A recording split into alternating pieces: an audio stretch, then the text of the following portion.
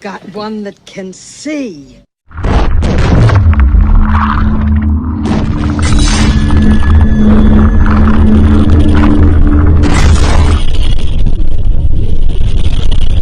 Israel has launched airstrikes across southern Lebanon, calling it a preemptive strike on Hezbollah. Meantime, the militant group said it launched hundreds of rockets and drones to avenge the killing of one of its top commanders last month. There are fears an all-out war could draw in the U.S., Iran, and militant groups across the region. The heavy exchange of fire comes as U.S. and Arab mediators try to broker a ceasefire deal in the Israel-Hamas war in Gaza. Explosions and flashes of rocket fire lighting up the sky over the Israel-Lebanon border in the most heated exchange of fire between Israel and Hezbollah since the war began, amplifying the risk of a regional war. Scores of Israeli missiles fired into southern Lebanon to take out Hezbollah military targets. An Israeli military spokesperson says Hezbollah was planning to attack Israeli civilians.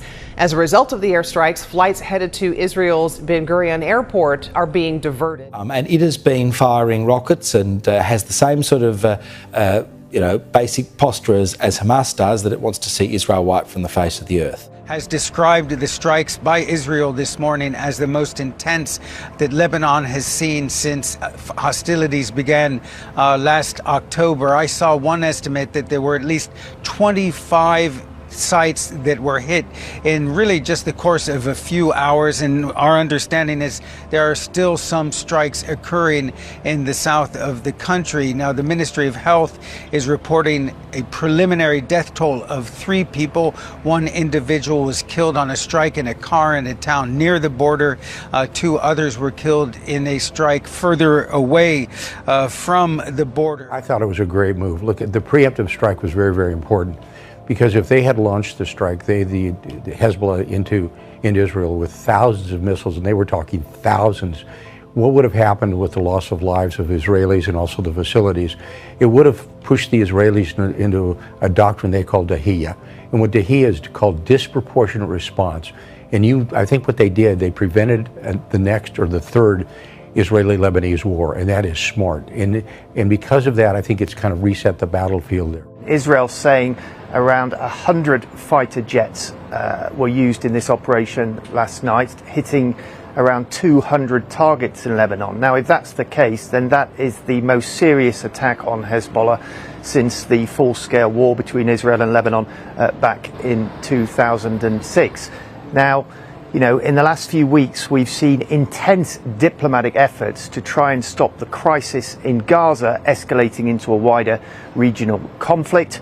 But the United States has warned that the failure to get a ceasefire and hostage release deal in Gaza could see this escalate into a wider regional conflict. At the moment, judging on what's happened this morning, you'd have to say that those diplomatic efforts have not worked. But you kind of got to focus in on what's going to happen there and prevent something happening into the future.